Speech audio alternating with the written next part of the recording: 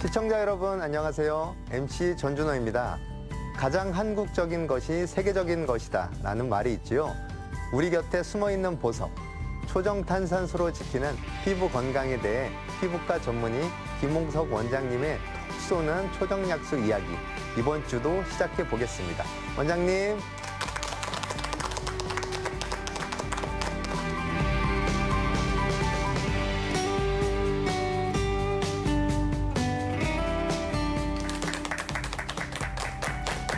안녕하세요. 피부과 전문의 김홍석입니다. 반갑습니다.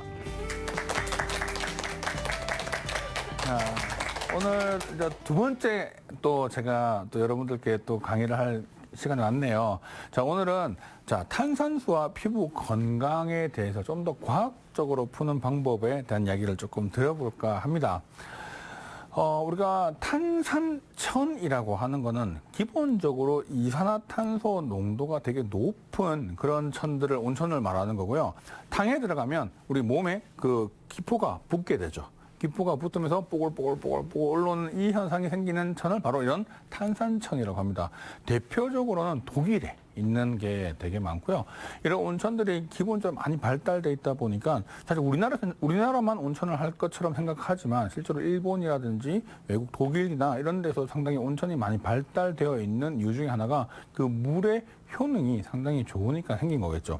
한번 생각해 보자고요. 온천이 나왔는데 그게 온천인지 아닌지 우리가 알 수가 있어요? 뭐 뜨거운 물이면 다 온천일 수도 있겠지만 사실 그 물의 효능을 확 내가 느끼기에는 상당히 조금 부족할 거란 말이죠. 그냥 물을. 근데 시간이 지나니까 저 물이 되게 좋았네라고 생각할 수는 있지만 탄산 온천은 좀 어때요? 들어가면 갑자기 막 기포가 막 뽀글뽀글하고 몸에 막 따갑고 하고 나면 되게 뭔가 보이고, 자, 그러니까 모든 사람들이 생각할 때 되게 즉시 그 자리에서 눈에 보이는 효과가 있으니까 그냥 일반 온천에 비해서 좀 더 훨씬 더 인기가 있을 수밖에 없는 온천인 거죠. 그리고 전 세계적으로 상당히 그렇게 흔치 않습니다. 그러다 보니까 이런 온천 중에서도 이런 이산화탄소가 천연적으로 되게 높은 온천을 탄산천이라고 하고요. 그 다음에 광천수라고 하는 부분인데 이게 음료, 먹는 거 중심입니다. 마시는 거. 초정에도 탄산수가 있죠. 나와 있잖아요. 그걸 마실 수 있죠. 그러니까 우리 처음에 좀 드셔보셨어요? 탄산수? 좀 맛없죠? 근데 좋아하시는 분들은 그냥 물을 안 드시고 탄산수만 드시는 분들도 계십니다. 저도 그래요. 저만 해도 물이 약간 좀 밋밋한 느낌이어서 오히려 탄산수만 찾게 되는데 약간 목 넘길 때 시원함이, 그렇다고 우리가 또 매번 또 우리가 당이 들어가 있는 음료를 먹을 수는 없잖아요. 그러니까 당도 없으면서 물로만 구성되어 있지만 그런 탄산수가 들어가 있는 걸 마시는 게 되게 중요한데, 우리나라보다는 유럽 지역이 워낙 석회질이 많다 보니까 물 퀄리티가 좋지가 않습니다. 그래서 오히려 우리나라처럼 그냥 맹물이 나와 있는 게 너무 고가의 제품이에요. 왜냐하면 필터를 걸어서 다시 그걸 갖다가 제품화 시켜야 되는데 우리나라는 천연적으로 화강암지 되어가지고 기본적으로 물이 잘 나오는 데입니다. 탄산수가 필요 없는 나라예요. 그런데 해외는 기본적으로 너무 그런 물의 퀄리티가 안 좋고 너무 석회가 많이 끼다 보니까 이게 불편한 거죠. 그래서 이걸 필터를 거는 그 가격이 들어가니까 그냥 물이 훨씬 가격이 비쌉니다. 심지어 당 들어가 있는 음료들 있죠. 그런 음료보다 훨씬 더 비쌉니다. 실제로 그 효능에 대한 부분들도 상당히 잘 나와요. 그래서 요즘 브랜드만 되면 나오는 되게 유명한 건 다 탄산수잖아요. 그것도 다 이유가 있는 겁니다. 그래서 그런 부분들이 있다 생각하시면 되고요. 초정약수는 왕이 세종대왕도 내려오셨고 세조도 피부 질환을 치료를 위해서 내려오셨던 것만큼 세계적으로 정말 치료 목적이라고 하는 걸로 기록을 했던 아주 드문, 아주 희소한 그런 부분이고요. 동양에서는 유일합니다. 유일하고요. 아까 온천과 마시는 게 모두 가능한 것 중에 하나인 거죠. 자, 그럼 탄산수가 피부에 미치는 영향에 대한 얘기를 좀 드릴 건데요. 자, 이게 되게 재밌는 것 같습니다. 자, 기포가 딱 닿으면 그냥 별로 없을 것 같죠, 아무것도. 자, 근데 탄산을 들어가 보시면 물이 차가워요, 뜨거워요? 뜨거우면 기포가 생길까요, 안 생길까요? 안 생겨. 다 날아가죠. 차가우니까 물 안에 녹아있던 이산화탄소가 있고 우리가 사람이 들어가잖아요. 그러면 사람 온도가 있죠. 온도가 37도, 피부 온도가 있으니까 그러면 온도가 물보다는 뜨거울 거 아니에요. 그러니까 얘가 피부에 딱 이산화탄소가 닿는 순간 팽창을 하는 겁니다. 팽창을 하니까 기포가 뽕골하고 생기는 거예요. 그 기포가 따다다다 생기는 거죠. 자, 그러면 이때 이 기포가 가만히 있냐고요. 우리가 사람이 움직이기도 하고요. 기포가 생기다가 터지기도 하고요. 막 이런 상황들이 생길 거 아니에요. 그래서 계속 붙었다가 떨어졌다가 하면서 미세하게 진동이 생깁니다. 압력 변화도 생기고요. 그래서 그런 과정들이 생기면서 밑에 있는 혈류량이 엄청나게 증가하게 되는 게 생기는 거죠. 그래서 우리가 보이는 거와는 다르게 엄청 많은 일들이 벌어지는 겁니다. 여기에서. 그래서 실제로 하고 난 뒤에 나오고 나면 되게 피부가 약간 붉어져 있죠. 또 빨갛게. 그래서 제가 해봤거든요. 이렇게 손문 당겨놓고 빼보니까 여기만 좀 빨갛고요. 여기는 원래 피부고. 그러니까 여기 딱 닿는 부분은 영향을 주는 거죠. 물론 이런 이 기포가 상당히 주는 역할이 단순하게 그런 역할만 있는 건 아닙니다. 이게 엄청 중요한 게 바로 뭐냐면 이산화탄소가 들어가면 이산화탄소는 원래 그 기본적으로 pH가 있거든요. 그래서 이게 결국은 이산화탄소와 물이 만나서 탄산이 형성이 되면서 피부 표면의 pH가 일시적으로 낮아집니다. 근데 이게 이제 무슨 말이야? 되게 어려울 수 있는데요. 물은 pH가 얼마죠? 중성 7. 7입니다. 7. 자, 물은 7이거든. 딱 7입니다. 그러면 사람의 피부는 몇일까요? 5.5. 거의 맞았습니다. 맞습니다. 4.5에서 5.5입니다. 4.5가 정상입니다. 그 범위가 4.5에서 5.5. 되게 제가 이 질문에 대답하신 분 처음 뵀어요. 그래서 4.5에서 5.5 정도의 피부에 아주 약산성으로 유지가 되어 있는 거거든요. 그래서 피부 장벽을 유지하기 위해서는 이 pH가 엄청 중요합니다. 자, 제가 지난번 때 이야기 드렸던 우리 피부 장벽에 대한 이야기를 한번 드린 적이 있는데 피부 장벽을 지킬 때 제가 클렌징을 너무 과하게 하면 피부 표면에 있는 질도 사라지고 장벽이 무너진다고 했죠. 그 이유 중에 하나가 클렌저들이 대부분 pH가 피부 표면보다는 높습니다. 그러면 이게 많이 들어가면 pH가 4.5, 5.5보다 높아지겠죠. 그럼 이게 pH가 높아진다는 이야기는 장벽이 약해진다는 이야기인 거죠. 빨래비누로 세수해 보신 적 있으시죠? 어리실 때. 네. 안 해보셨어요? 아, 네. 자, 그러니까 뭐 그런 좀 옛날 비누들 사용을 해보면 옛날 비누 쓰고 나면 피부 어때요? 엄청 당기거든요. 아니 그냥 세수는 안 해봤지만 빨래비누나 빨래를 하다 보면 손에 닿게 되고 피부 엄청 건조해지는 거 느끼죠. 그 빨래비누가 pH가 8, 9 이렇습니다. 엄청난 강한 알칼리입니다. 그러니까 피부가 엄청 장벽이 약해질 수밖에 없겠죠. 그래서 그런 상태가 되는 것들이 안 좋거든요. 그래서 약산성에 대한 요즘에 제품들 다 약산성으로 나오긴 하지만 이 탄산 온천 자체가 가지고 있는 pH가 낮아서 우리가 들어갔을 때 우리 피부의 pH랑 맞는 거죠. 그러면 장벽을 튼튼하게 만들어줄 수 있는 부분이 있죠. 이해되셨죠? 그 다음에 이런 또 아까 우리가 정말 많은 미네랄들이 들어가 있다고 했잖아요. 칼슘, 마그네슘, 셀레늄 막 이런 미네랄들이 많이 들어가잖아요. 이런 미네랄들이 피부 표면에 막 붙으면 정말 피부의 장벽을 또 강화시켜주고 피부도 부드럽게 만들어주고 기능을 되게 원활하게 만들어줍니다. 그래서 실제로 이런 것들 때문에 실제로 피부에 대한 부분들이 되게 좋아지는데 한동안 너튜브에서도요. 탄산수로 세안하기 이거 엄청 유행했습니다. 지금도 하고 있는 분들이 많긴 하고요. 근데 그때 유의해야 될 거는 뭐가 들어가면 안 돼요. 뭐 라임만, 레몬만 이런 거 들어가면 안 되는 거예요. 그냥 탄산 순수 그 자체로 그런 거 들어가면 오래 피부 나빠집니다. 근데 그런 순수한 걸로 세안을 하게 되면 아까 같은 피부 혈류순환의 증가가 되고 각질이 제거되는 효과가 있고 pH가 진정이 되니까 마무리를 탄산수로 하는 사례들이 되게 많아지고 있거든요. 그래서 실제로 또 아까 말씀드렸다시피 유럽 쪽은 물보다 탄산수가 훨씬 더 저렴하잖아요. 그래서 그 방법을 더 많이 쓸 수 있는 거죠. 그래서 충분히 그런 부분들도 활용이 가능하겠구나라는 생각이 들기도 했습니다. 자, 그 다음에 조금 이제 약간 어려운 이야기를 할 건데요. 이 산소 교환을 촉진하는 보호 효과라는 게 있는데 이게 뭐냐면 그냥 제일 쉽게 이야기 드릴게요. 피부 표면에 CH, 이산화탄소 농도가 높아지거나 자, pH가 낮아진다. 뭐예요? 방금 우리 탄산수가 피부에 닿았을 때 pH가 낮아지고 이산화탄소가 높아지죠. 네. 자, 그렇게 되면 자, 혈류가 증가하지만 혈류가 증가한 동안에 헤모글로빈이 산소를 딱 머금고 있거든요. 산소를 머금고 있던 것들이 떨어지기 시작합니다. 자, 이 떨어진다는 이야기는 떨어지면서 이산화탄소가 교환되거든요. 그러면 떨어지면 그 주변 조직의 산소 양이 확 늘어지는 거죠. 그래서 주변 조직에 상당히 많은 산소가 들어가게 되는 겁니다. 그래서 상처 치유 효과에 되게 도움이 돼요. 왜냐하면 산소가 들어가게 되면서 회복 속도가 되게 빨라지거든요. 단 문제는 상처가 났다는 게 막 칼 자국이 나고 막 찢어지고 열어지고 이런 걸 말하는 게 아니라 피부에 미세한 상처가 나고 좀 넘어지고 까지고 살짝 그런 게 있는 상태에서 우리가 좀 더 아물고 있는 그 상태에서 그냥 두는 거와 이런 산소가 들어가는 것 차이는 차이가 나타날 수가 있겠죠.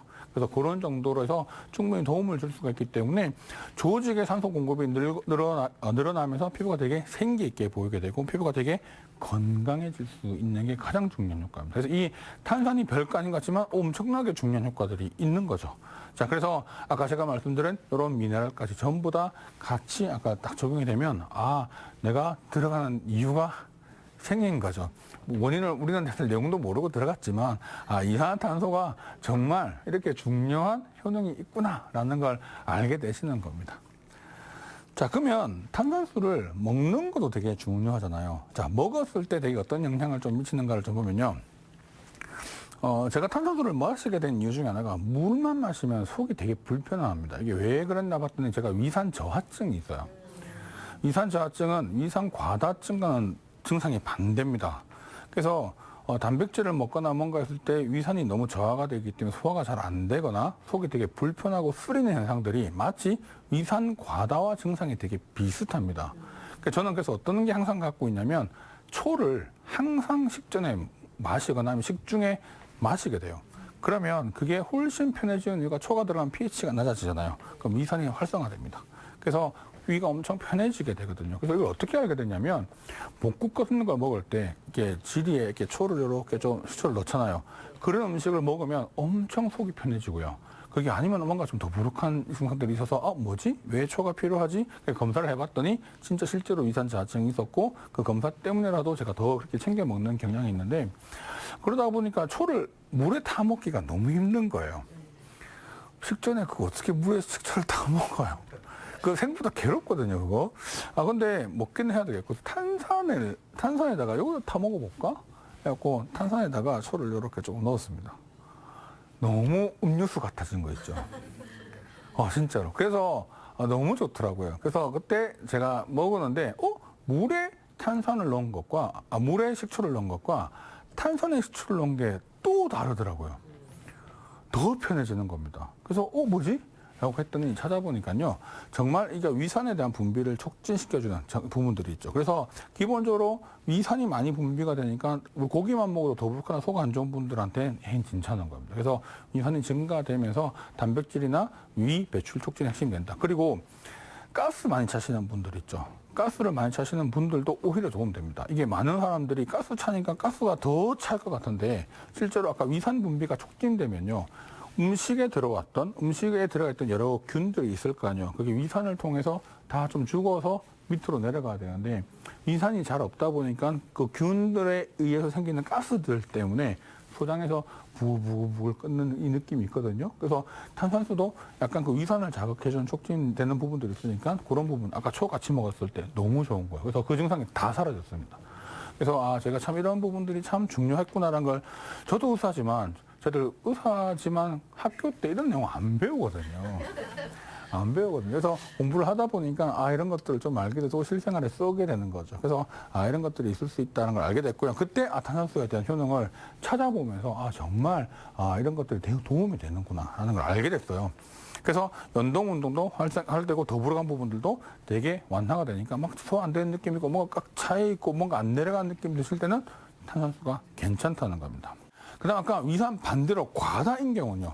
과다인 경우는 오히려 또 중화 효과가 또 있습니다. 그래서 위산이 너무 많은 분들한테는 오히려 조금 더 중화해주는 효과가 있고 위산이 너무 안 나온 분들한테는 촉진을 시켜주고 밸런스를 맞춰주는데 단 역류성 식도염이 너무 심하다거나 내가 검사를 해봤는데도 위축성 위염이라든지 증상이 되게 안 좋은 분들은 사실은 탄산수만으로 해결하기는 힘듭니다. 저희들이 일반적으로 하는 이야기는 건강한 범위 내에서 내가 이런 것들을 조금 약을 먹기는 그렇고 치료받는 것도 좀 애매하고 약간 그런 상황들이 되게 많잖아요. 우리가 그런 상황일 때 이런 방법들을 활용해 보면 도움이 되는 거지. 나 위염이 있으니까 나 이거 탄산수로 치료할 거야.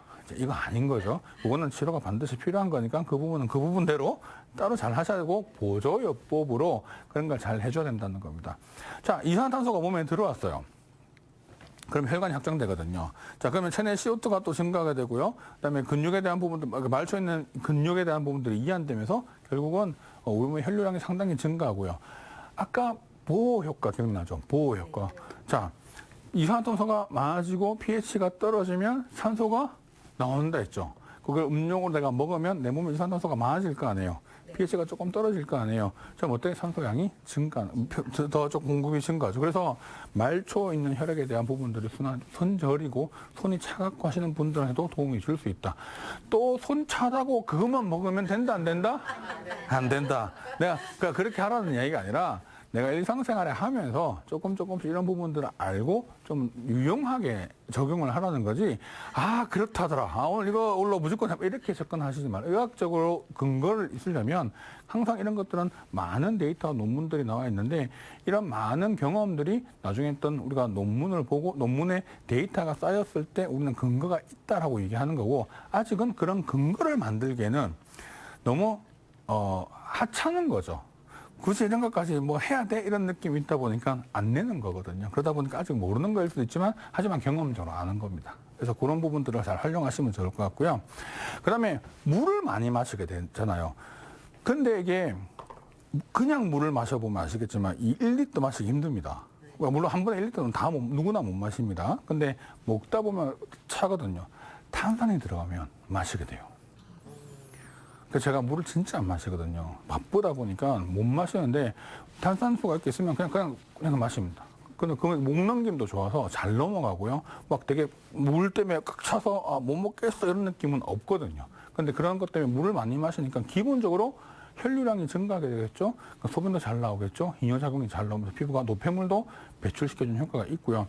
그다음에 약간 논문들도 있더라고요. 요산의 수치가 조금 높으신 분들이 탄산수를 좀 섭취를 하게 되면 실제로 그 배출도 좀 더 배출도 잘 해주게 만들 뿐만 아니라 요산이 약간 중화되는 효과가 조금 있어서 실제로 약간의 그 통풍이 있거나 좀 불편하신 분들한테 보조요법으로 좀 더 활용해 보시는 것도 나쁘지 않다라는 논문들이 좀 있더라고요. 그래서 다양한 미네랄들을 또 먹는 거잖아요. 그 안에 또 셀레늄 같은 미네랄들이 이런 여러 가지 보완을 해주는 부분들이 있고요.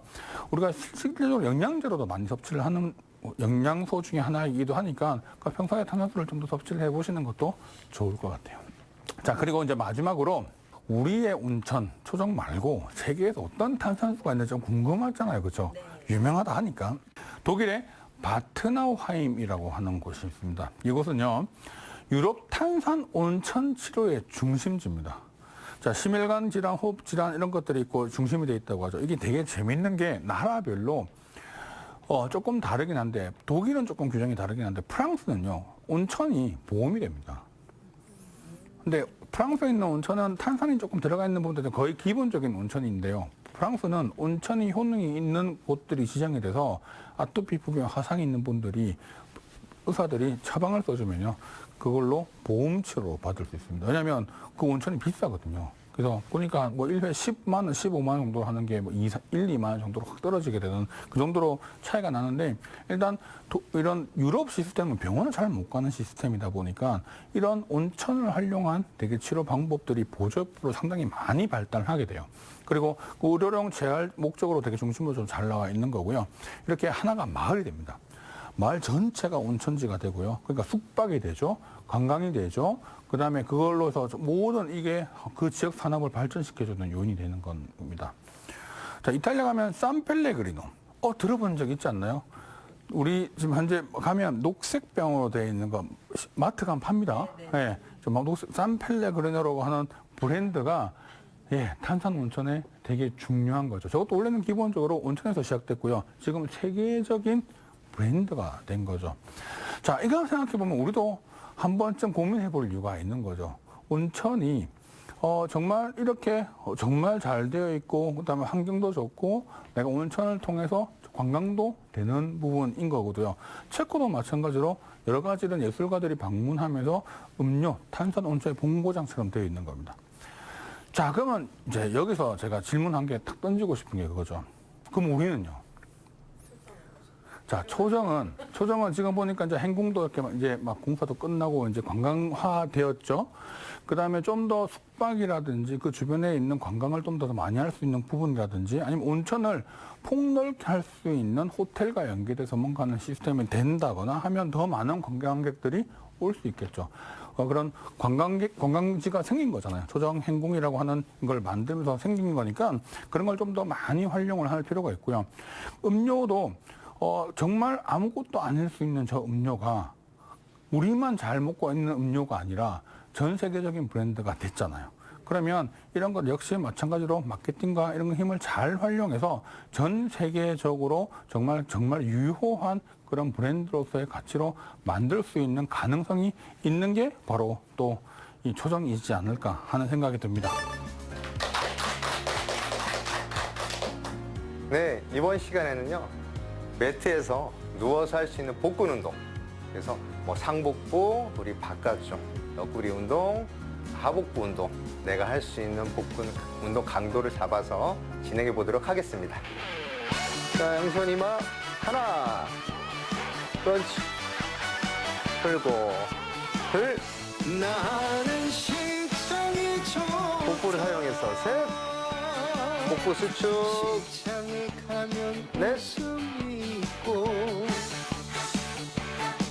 다섯. 시장에 가면 설렘이 있지. 다섯. 양손 일곱. 가득 마음 가득 여덟. 사랑이 고나 시장에 열. 가면 없는 게 없고 다 있구나. 자, 트위스트 크런치 준비. 하나. 모두가 즐길 수 있네. 둘. 시장이 좋다. 셋. 시장이 좋다. 넷. 나는 시장이 좋다. 다섯. 시장이 여섯. 좋다. 시장이 좋다. 일곱. 나는 시장이 여덟. 좋다. 아홉. 열. 자, 레그레이즈 준비. 시장이 좋다. 복부 잡아놓고 다리 띄울 수 있으면 띄워서 하나, 시장에 가면 웃음이 있고 둘, 시장에 가면 셋. 설렘이 있지. 넷, 양손 가득 다섯, 마음 그만. 가득 다시 내려놓고 크런치. 복부 잡아서 하나. 시장에 둘. 가면 없는 게 없고 다 있구나. 셋, 모두가 즐길 수 있네. 넷, 시장이 좋다. 다섯, 시장이 좋다. 여섯, 나는 시장이 좋다. 일곱, 시장이 좋다. 여덟, 시장이 좋다. 아홉, 나는 시장이 좋다. 열. 한 번 더. 나는 시장이 좋다. 그만. 자, 두 번째 오늘 또 마무리 또 강의를 제가 했는데요. 자, 정말 전체적으로 다 좀 이해가 잘 되시죠? 자, 그래서 또 이것도 궁금한 게 또 있으실 것 같아서 또 질문 하나 부탁드립니다. 다른 나라의 탄산수를 보고 궁금해졌는데요. 그래도 세 곳을 비교했을 때 어느 나라의 물이 제일 좋은가요? 각 나라마다 온천의 성격들이 다 다르잖아요. 자, 그래서 어떤 게 막 되게 확연히 좋다라고 이야기하기는 사실 어려운 문제인 것 같습니다. 제가 강의에서 말씀드렸다시피 어떤 온천은 온천에 좀 더 특화되어 있는 게 있고요. 그다음에 좀 더 많이 먹는 걸로 좀 바꿔서 먹는 거에 또 특화된 물들도 분명히 있는 건 사실이긴 하거든요. 뭐 그렇게 따지면 저희가 좋다고 해서 독일 가서 온천 매일 할 수는 없잖아요. 그렇죠. 가장 가까운 게 가장 좋은 물 아닐까요? 그리고 초정약수에 아까 제가 말씀드렸다시피 초정약수의 가장 큰 장점 중에 하나가 바로 온천도 가능하지만 먹을 수 있다는 거. 이 두 가지가 동시에 가능한 곳이 그렇게 흔치 않습니다. 그래서 그런 장점이 있기 때문에 지금 제가 말씀드릴 수 있는 건 초정이 가장 좋은 약수가 되지 않을까 생각합니다. 네, 좋은 강의 잘 들었습니다. 그래서 세종대왕님과 세조가 초정온천을 방문했다고 했는데 그 이전이나 이후에 또 다른 왕들이 방문한 적이 있었는지 궁금해서 문의드립니다. 네. 자, 우리나라에는 세종대왕과 세조 이외에는 지금 현재 기록은 없는 상황이긴 합니다. 해외에서도 보면 뭐 나폴레옹이 정말 어떤 온천을 갔을 때 몸이 건강해지고 좋아졌으니까 그 온천이 지금도 개발돼서 사실 상당히 좋은 브랜드로 만들어져 있고요. 그다음에 그렇게 많은 어떤 귀족이 또 방문해서 되게 좋아지는 게 브랜드로 만들어져 있는 부분이 있습니다. 초정은요, 동아시아에서 되게 보기 드문 탄산 온천이고 기록도 남아있고 그다음에 현대적으로도 여러 가지 활용 가치가 있으니까 앞으로 미래가 짱짱한 우리가 좀 더 활용이 높은 그런 곳 중에 하나로 생각되지 않을까 하고요. 앞으로 이런 초정 온천이 좀 더 활성화되고 많은 분들한테 알려졌으면 좋겠다는 마음을 가지고 강의 마무리하도록 하겠습니다. 감사합니다.